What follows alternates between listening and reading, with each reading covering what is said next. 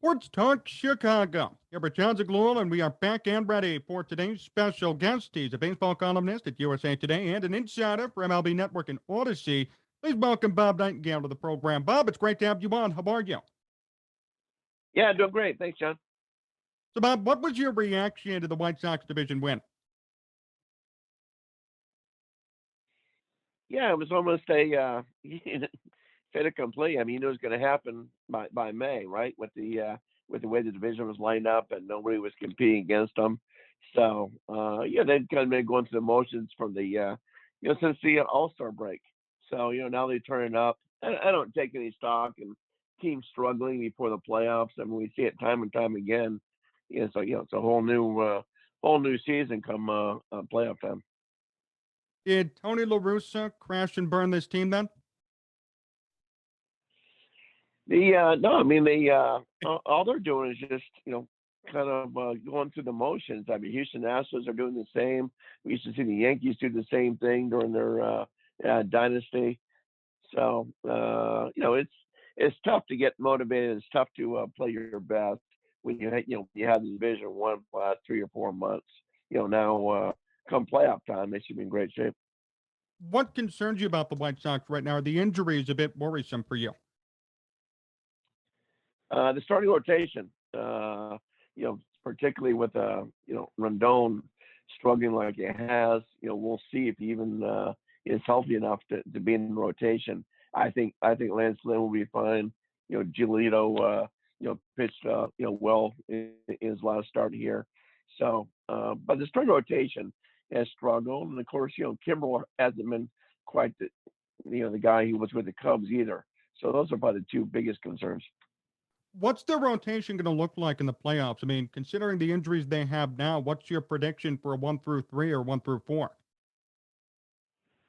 Well, I gotta go. Lynn number one for sure, and then Giolito too, and then we'll see. I'm not even sure if you go 3 and 4. Whether it's whether it's Cease or what have you. But yeah, that's the question. Where they go from here. I mean, you would have penciled Rodon in for sure, but he hasn't been that guy. I don't know what they're going to do here. That's the the biggest question they have. I'm not even sure. Dallas Keuchel makes the rotation. If he does, he's probably the number 4 starter. Do you think that's good enough to win a 5-game or 7-game series? I mean, based on what you said, I mean, if you don't know, how do you think they could come away and beating the Astros or beating a good team in the ALDS or beyond? We'll tell you what, the Astros in the same situation. I mean, they don't know either. I mean, they've kind of hit a wall. I would think they go McCullers number 1, Framber Valdez 2, maybe Garcia 3. So yeah, I mean, we're seeing a lot of rotations. Even the Dodgers, as great as the Dodgers rotation is, they've kind of Walker Buehler has been quite the same in September, over a 7 ERA. Loss of velocity with with Urias, Scherzer's fine, of course. But yeah, we're seeing that a lot of cases. Remember now, I mean, with a short season last year, these guys haven't pitched as long in 2 years. Bob Nightengale here on Sports Talk Chicago. But Bob, what about offensively? Do you buy the White Sox lineup 1-9? Oh, I do. I think it's a great lineup. If I take the Astros first, maybe the White Sox right behind it, lineup wise. I mean, they should be consistent in the playoffs. I know it's been erratic lately, but no, it's a powerful lineup. I think they'll be in good shape. So do you think the Astros are a bit better than the White Sox talent wise? Yeah, I'd give a slight edge to the White Sox. I mean, the Astros are very good talent-wise, particularly when Michael Brantley is healthy in that lineup. I mean, it's a great lineup. They don't strike out. They put the ball in play. This time of year with Correa and Bregman and Altuve, they've been there, done that. So it's gonna be a tough, a very tough team to beat. I think that first round should be a fabulous series. What's the key for the White Sox to win? I think it's starting rotation. I think it's got to come up, and also think they have to beast all in the back end. I mean, you need Kimbrel to pitch well. Like I said, he has not been the same guy as he was the first half of the season with the Cubs. You know, I think maybe the X factor is Kopech.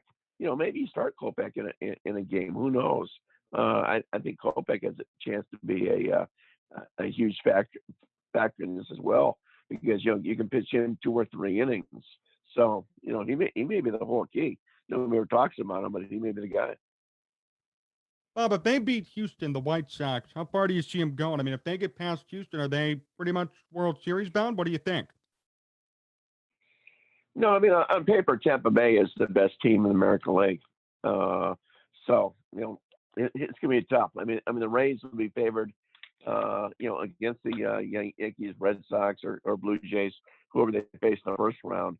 So they won't. Yeah, they'll be an underdog. Whoever wins that series will be underdog second round for sure. Then we'll see what happens. I mean, the playoffs are passive this year just because there's no, clear cut team. I mean, even the Dodgers, they're going to finish, likely finish second in the division, but probably the whole series difference. Let me ask you this, though, Bob. Even if the White Sox lose, let's say they don't make it too far, would you consider 2021 to still be a success? Oh, absolutely. I mean, won the division for the first time since 2008. Do this, they're not going away. It's not like a one and done team. They're just going to get better and better. So no, I think it's absolutely a success. No matter what they do from here on out. Just the fact it's been so long since they won the division. How likely is a future championship run? If they don't do it this year, do you think in the next couple of years they'll get there? I do. I think they will win a World Series here in the next few years. Everybody loves this team. Energetic team, a young team. Abreu is starting to get up in years, but he's certainly not showing it. So no, if they don't win it this year, I think they'll be a World Series favorite. Next year, the year after that. So it's going to stay around. It's not like the window is closing. Will Tony LaRusso still be the manager? Yeah, absolutely. I mean, he's going to get some manager of the year votes this year for sure. Done a fabulous job there. So yeah, I think Tony's in this for a few years for sure. Even if they win the World Series this year, I think Tony will keep coming back. You think he's going to get blamed if they don't go too far this year, despite the injuries too? No, I mean, shouldn't be. I mean, without 2 big guys, in the outfield all year long. The injuries, like I said, I mean, you can argue that he should be the manager of the year. So, I mean, people always blame the manager when you don't win a World Series. In all 30 all major league teams. But no, I mean, they wouldn't be in this position without him. That's for sure. Bob Nightengale here on Sports Talk Chicago. Bob, let's talk MVP races now. Who's your pick for AL MVP? Yeah, there's 30 votes. I think Ohtani gets at least 25 of the 30 votes. I don't think it'll be unanimous now. It could be. Vlad Guerrero is going to hit a little bit of a wall. He's not going to win the Triple Crown. So I think it's going to be Ohtani in a runaway with Vlad Guerrero for second. If Guerrero got the Triple Crown, would he end up winning it, or would you vote for him if you would have voted? Would the Triple Crown mean as much? Triple Crown means a ton, but when Ohtani's done his historic, and we haven't seen this in 100 years. So I think be honest about it. I think Ohtani won the MVP by the All-Star break.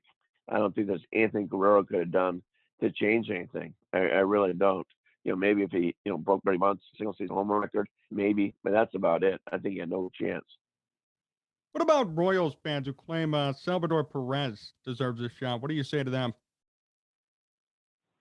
Hey, he had a great season. I mean, it's not an MVP. I mean, I know you say the Angels haven't been in the race, but the Royals weren't in the race either. You like to have them. That's what makes Guerrero's case compelling. If they make the playoffs, that man, it's not best player, it's the most valuable player. It was the best player. Barry Bonds would have won the award, 15 straight years. So, hey, Perez had a great season. He can win the best catcher award, but not the most valuable player. Not close. How about in the National League? Who do you like winning there?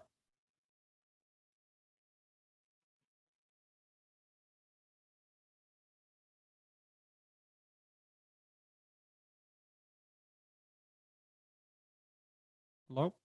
Tatis, struggle too. So, that drops him out. So it doesn't help when your teammate is airing you out for everybody to see. So, I think it's certainly Harper's a lose. He'd have to have a real bad last week. And, even though, whether they make those or not, they're probably not going to make the playoffs, but at least they're in contention, and they would not be in contention, without him. That's what makes an MVP. I think Brandon Crawford deserves to be in that conversation as well.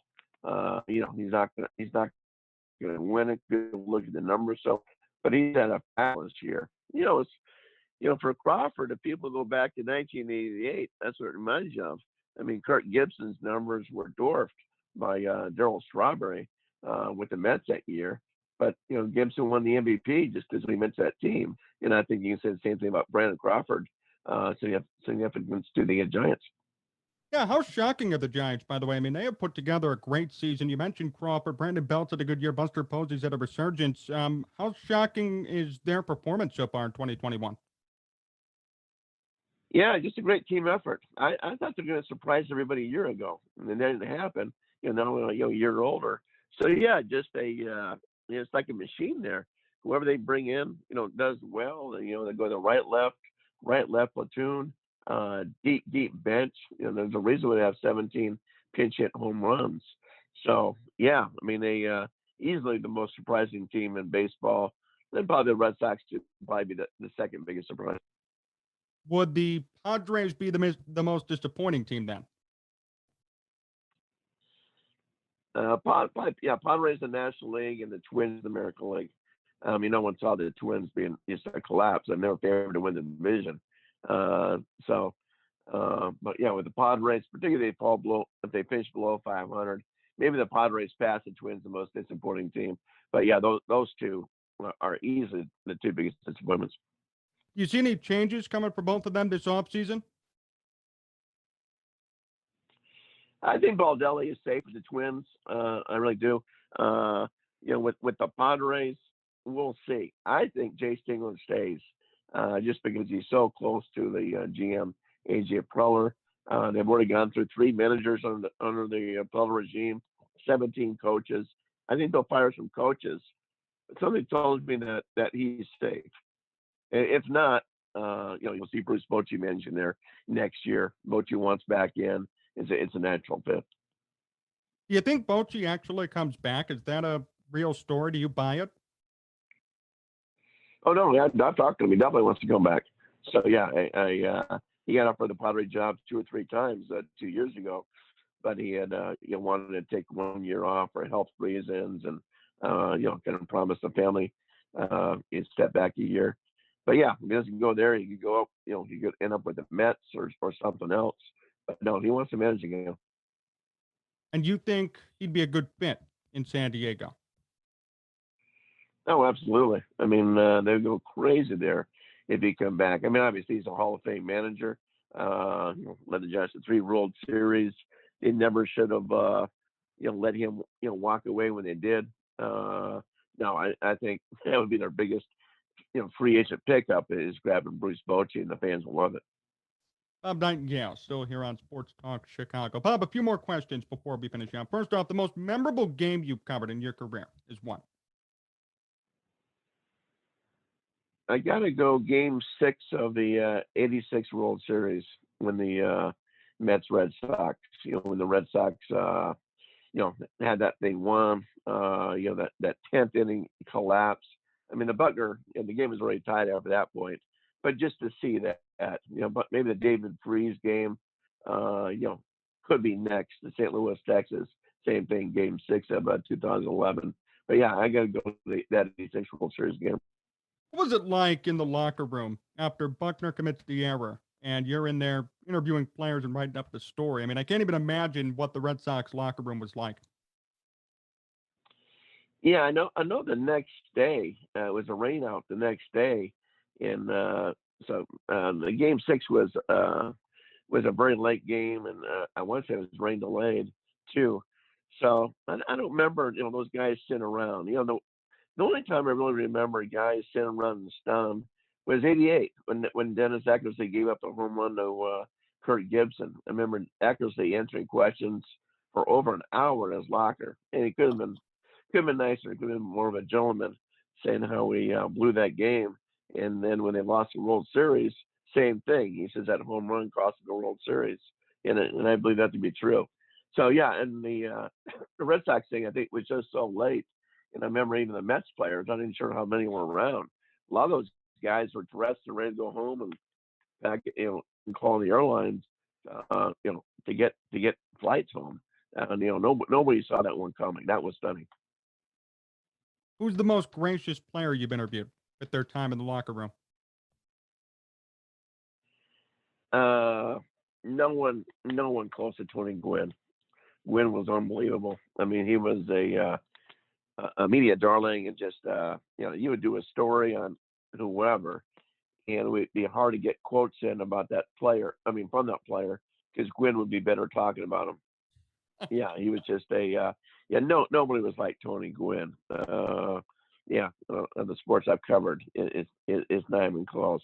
And he would treat a high school reporter with the same respect as someone from 60 Minutes. Wasn't looking at the press credential to see where you're from. Yeah, just the nicest guy in the world. Bob, before we finish up today, last question. Do you believe in the curse of Bob Nightengale? No, I say that some a twist, like what the Sports Illustrated jinx. I don't know why people do that. Maybe they do with others. I don't pay that much attention to it. So it's funny when people react. It's like whatever. You can say the Houston Astros are going to win the division, even though they haven't clinched yet. Oh, the Astros are done. So no, it's funny. It's like it's like the no hitter stuff. You say no hitters coming on, and people go crazy, like, oh, he just jinxed it. There's no such thing. Do you know your worst jinx ever that you put out on Twitter and then it hasn't come true? I don't. I really. I mean, Twitter hasn't been around that long. But I don't. I mean, there have been things that have surprised me, but I don't remember saying. Oh, this is before Twitter. I do remember this now. Before Twitter was in the paper, USA Today at the time had a couple million subscribers. So I was kind of being a wise guy when the Tigers are so powerful, and they're playing in the World Series. Playing the Cardinals. I said the Tigers in 3 instead of 4. I just thought the Tigers would sweep. Obviously, the Cardinals won it in 06 there, but it was the Tigers thing. I was convinced, and I was around them the whole time, and they had so many days off. I didn't think anything of it because it was so great. So yeah, definitely that prediction. I mean, Oakland Dodgers, I thought Oakland would sweep that one too, but I don't remember writing that paper. But the Tigers win for sure. It would have been bad enough I said Tigers 4, but trying to be a wise guy and say Tigers in 3. People still bring that up. Well, Bob, thank you so much for joining me. Always a pleasure to have you on. Best wishes moving forward, and looking forward to our next visit. Thank you so much. Sure, my pleasure. Take care, John.